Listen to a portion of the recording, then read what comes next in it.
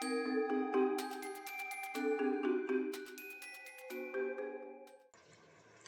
and welcome back to Language of Crime, the channel where I dive deep into language and give you the true meaning of statements and words. My name is Christina. I'm a statement analyst trained in forensic linguistics, and today we're going to keep talking about Charlie Kirk's case. Yes, this is still an ongoing mystery. It's something that's producing more questions than answers, and especially the horrific investigation that goes along with it. So we as a global community, we're forced to just come together, and each and every one of us to provide a different aspect of this case. Hopefully, what we end up with is the truth of what really happened.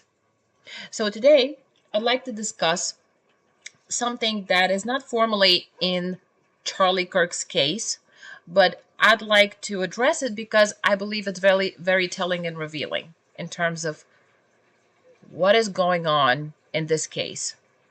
I'm talking about Erika Kirk's speech, the one she produced 48 hours after Charlie was killed, the one she held in the studio where he used to record his podcast. Now, this speech was out of sight, out of mind for me for a very long time because I was focused on practical aspects of the investigation, which I thought was going to be very short because so many people and so many resources were devoted to it. So I was worried about what kind of evidence they have, what kind of experts are they going to bring in, do they have any conclusions yet, what are the next steps, and so on and so forth.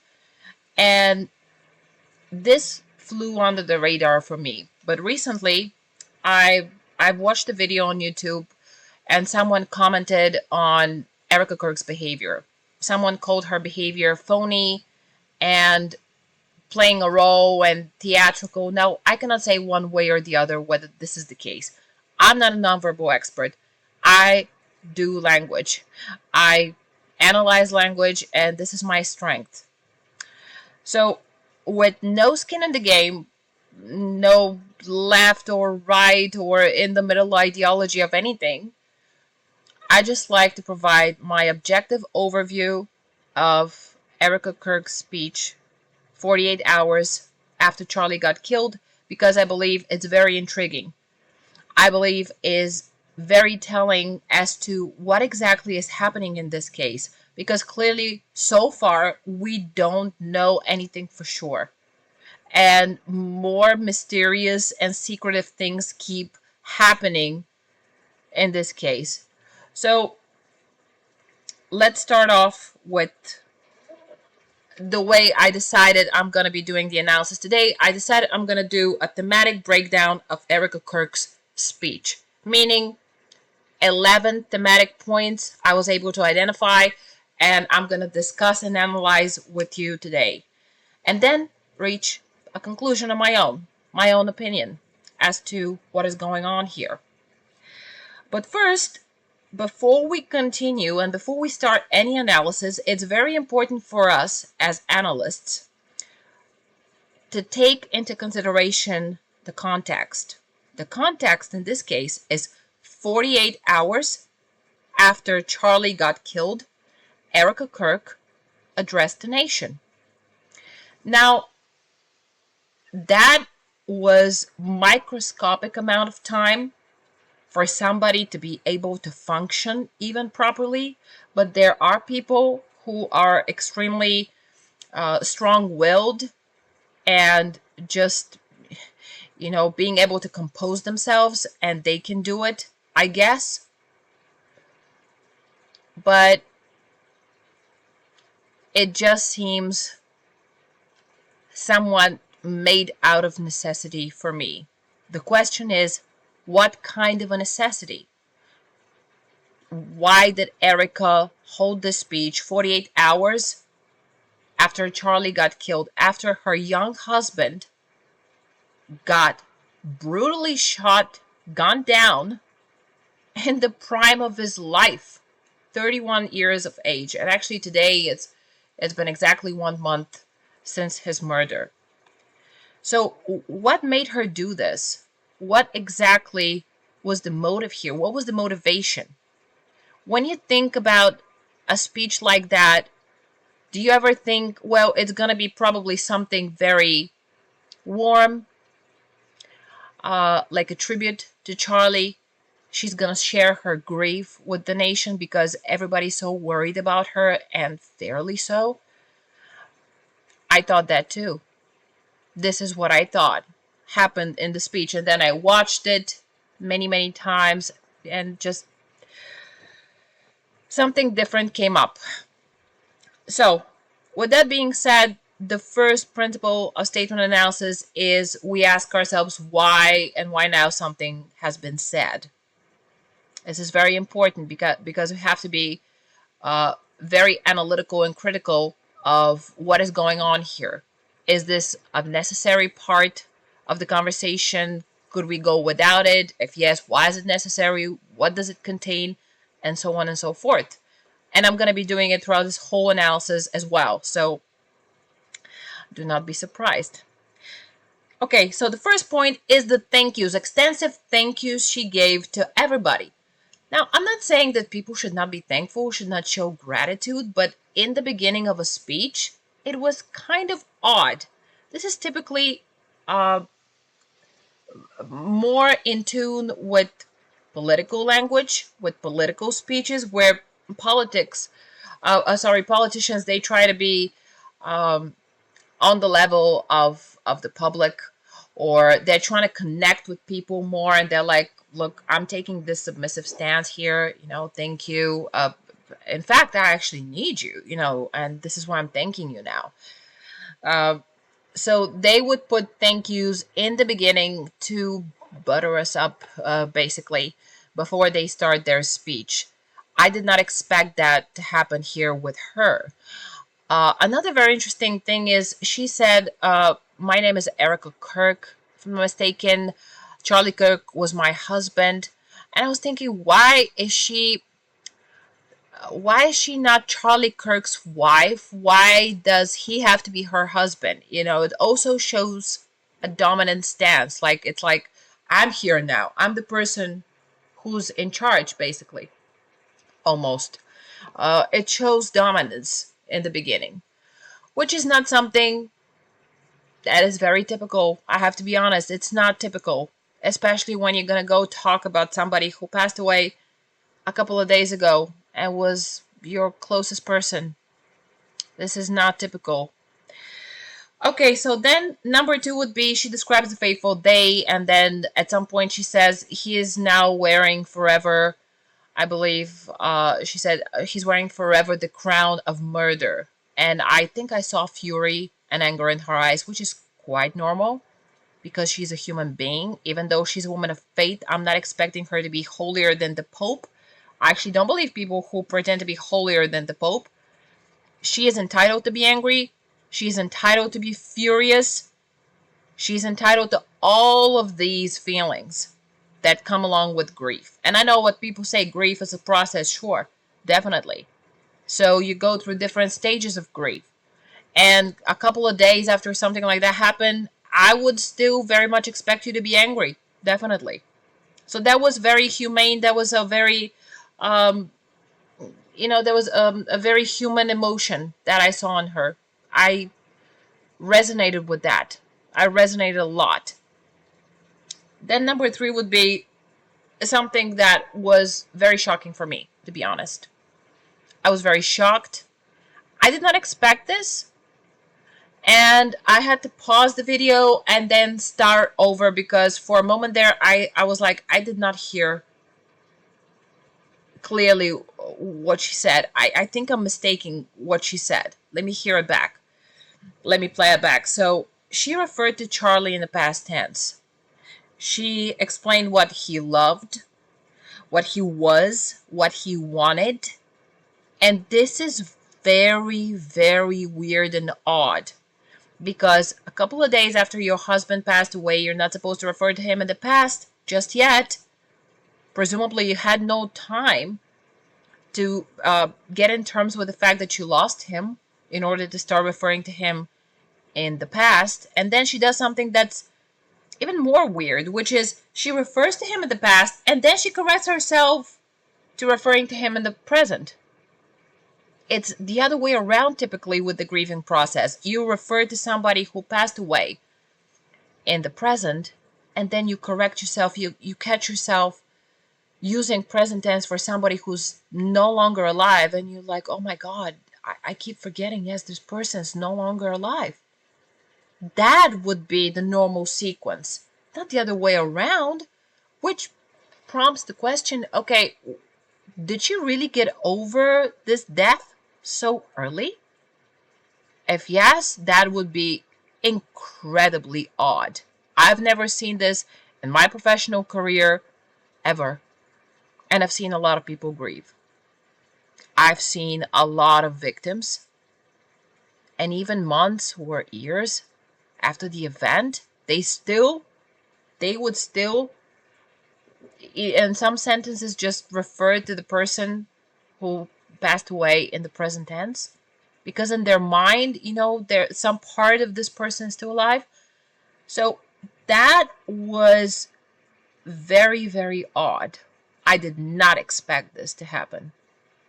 Definitely did not expect this to happen. And if she was reading it out of a teleprompter, for example, who wrote the speech? Who wrote it? And if they wrote it and they made her, say it, why did they do this a couple of days after this woman lost her husband? Why, once again, I'm going to ask, what's the rush? Why? Why now? Okay, let's continue. Then, number 4, she is talking about religion and God and Charlie's effect on others, like marriage, children, politics, religion, which is great. It's really great. Now that's a fond thing I love to hear about Charlie. This is what I expect his wife, his widow, to say about him now. Okay? Number 5, talking about the evildoers and Charlie's mission. Now, the evildoers at this point of time, unless you knew more than us, there was this only one guy who got caught 33 hours after Charlie got killed and was pronounced to be the shooter. There's one guy. Unless this is kind of like an embedded suggestion to the public of like a whole group of people, movement of people, ideology of people. So this theme is going through her statement now. Like there are many more people involved in this, and who are they? Who are the evildoers? Who? We don't know. We didn't have any information back then. Maybe she did. And that's why she shared it. But I seriously doubt it, because even if she did, I don't think she would have shared it. I think she would have been advised not to share it at this point, at this very, very early baby point in the investigation. Number 6 was Charlie's movement will not die. Now, okay, at some point I can definitely expect for her to take or attempt to take control back by saying, my husband's gone, but at least I'm going to do something, about, his memory. I'm going to honor his memory in some way, and therefore his movement will never die, right? I expect that. But then we start with number 7, which is the TPUSA plans for the future, tours, podcasts, speeches that are going to be held in the future, which to me was very off, to be honest. I wasn't expecting that promotional part of the video, of the speech, where, basically it was broadcasted that everything, that's going to take place is still gonna happen. Like life goes on at this point of time, which is like a couple of days after this person died. That was very off for me. That was very off. And I was going to accept it if there was another person speaking on behalf of TPUSA, but that is his widow, that is his wife. I'm not expecting that. I don't think anyone with a functioning brain would have ever expected her to say that. So why did she say it? Why? Why? Why did you want it to make people aware that, there's going to be speeches, there's going to be tours and podcasts and everything? Why? Is this the most important thing right now? Do you think people cannot open up your website and, check on this if they really wanted to? Why was this necessary? That was very off for me. It was out of place. It was out of color. Very off. And she also says something like, she speaks about the appeal to earn and carry on TPUSA's values. And then she says, our battle is simply not a political one, it is spiritual. Now, according to statement analysis protocol and what my dear teacher used to always tell us, it's very important and much more important what a person denies or says they are not, or they have not done, or what the situation is not. Everything in the negative, it's much more important than the things people say are happened, and so on and so forth. So in this case, our battle is simply not a political one, it is spiritual. It sounds more like a political one, and the agenda so far sounds pushed by something political rather than spiritual, rather than this. That's what it seems, according to the protocol. Now, number 9, she says something that again was quite weird and unexpected for me. She says, I don't remember the last time I slept. I couldn't sleep last night, and Charlie, baby, Charlie, I promise I will never let your legacy die, baby. Now, in my experience working with victims, working with their families, people in situation like this one would typically not voice their needs or discomfort. First and foremost, because the most important thing to them, especially in a situation of somebody dying, was the person who's dead. That vicious burning pain, the anger, the rejection, the everything that's happening inside of them is not allowing them to register what is a discomfort. Okay, it's not allowing them to register, I have not eaten, I have not slept. This is a necessary speech. Okay, it was not supposed to be in here, because everybody with a working brain would understand that a woman in her situation would very likely not have a good night's sleep. We're not expecting you had a great night's sleep. Nobody expected that. But now you are saying it as if to elicit some form of sympathy, but you already have everybody's sympathy. So the question is, why want to overdo it? Why I want to do more of that? That seems like manipulative tactic to me. Because a person who is struggling and they have to now go and hold a speech, they will do their best to just, grin and bear it and just go through the speech and be done with it, if this is what they have to do. So that was a necessary speech, very likely said in order to elicit or manipulate emotions. Then she says, she said, I will never let your legacy die, baby. Or I was expecting something like, Charlie, baby, I promise you'll never be forgotten. I will always see you in the eyes of our children. I will raise our children according to our values. I will make them the people you wanted them to be. something like that, something personal as a reference, and not the legacy, which was to a huge extent part of TPUSA. Not that. And then she says, I won't.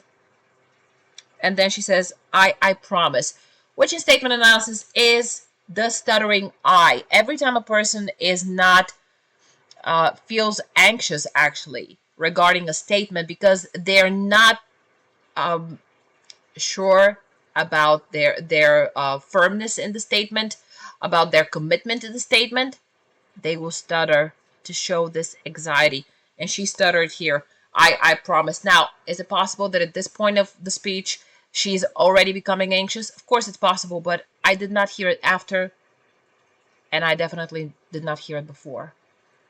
I just heard it here, and I believe it was just an inner projection um, of how she felt about certain things.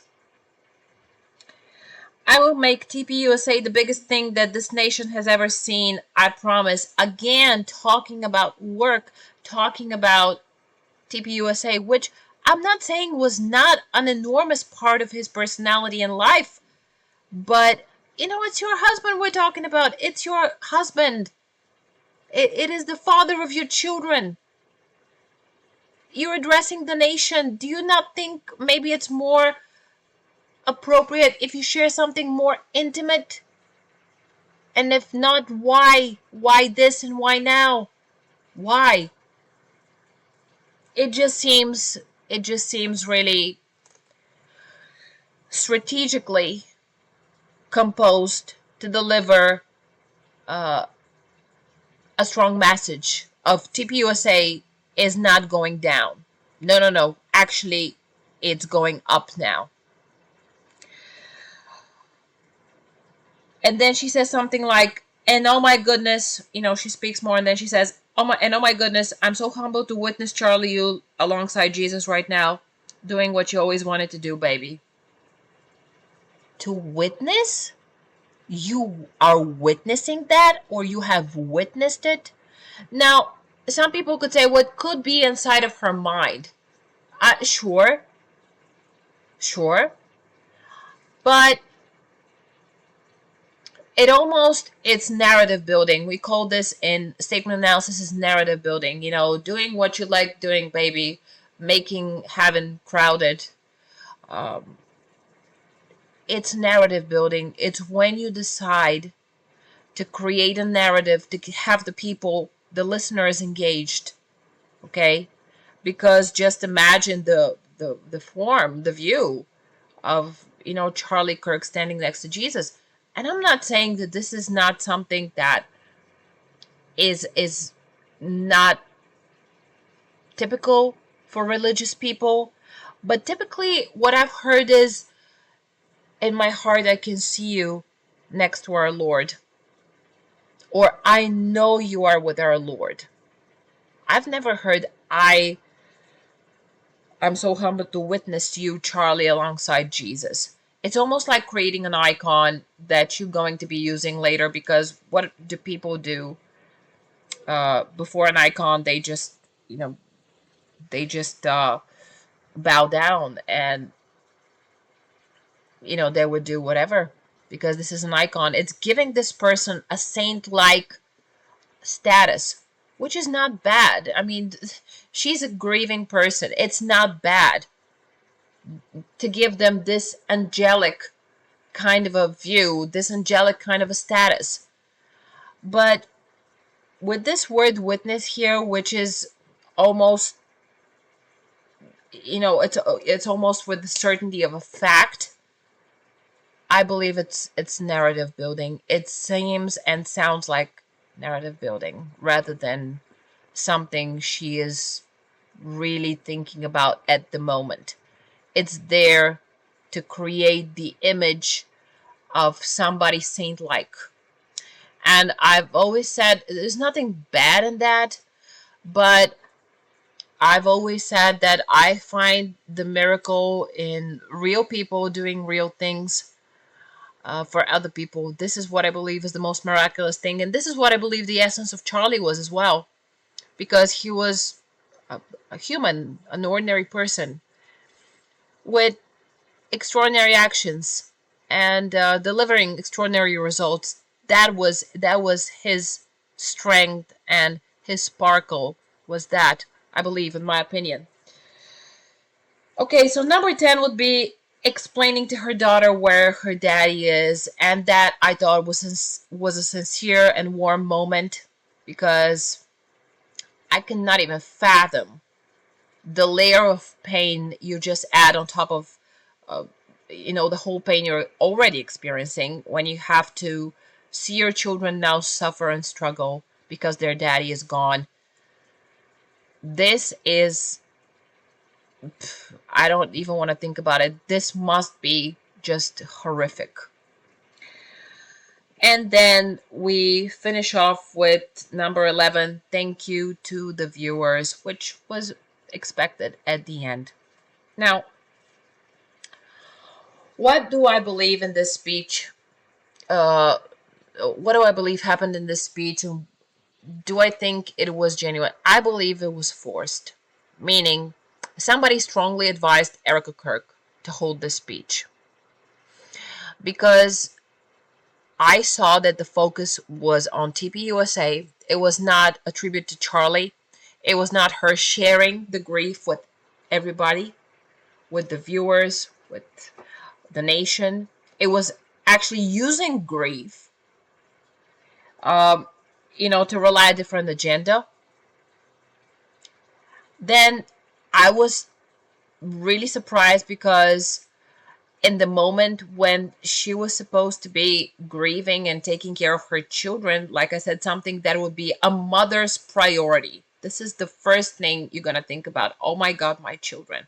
And that's on top of the whole grief you're already experiencing, losing your partner, your best friend, your husband.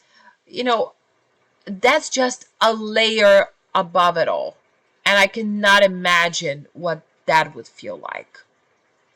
But I'm sure it would be horrible. So where is the focus on that?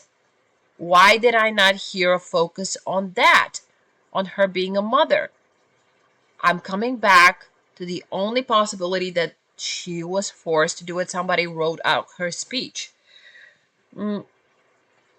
It does sound like the emotional parts were designed by her, though. Maybe there was conversation like, I'd like to add these in the speech.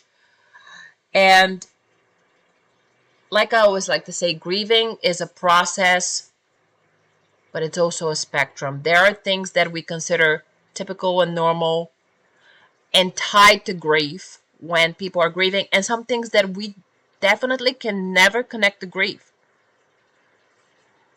In this situation, a couple of days after your husband got killed, would people blame you if you held this speech a month after that? No. I don't think anyone would blame you. People would totally understand and sympathize with you. But that speech happened. And what I typically like to do is I like to color when I'm doing a thematic breakdown. And you see, the pink parts are the ones that were warm and talking about Charlie and a tribute to Charlie. And the blue ones were the ones where she talked about TPUSA, work, and appointments, and tours happening in podcasts. So just looking at that, just seeing that, visually, it doesn't seem like this speech was about Charlie at all, but about the company, about their future ahead. Which, of course, prompts the question, why and who made Erika Kirk hold that speech only a couple of days after Charlie Kirk got killed? Hopefully we'll know. But for now, thank you for being with me today through this analysis, and stay tuned for the next video.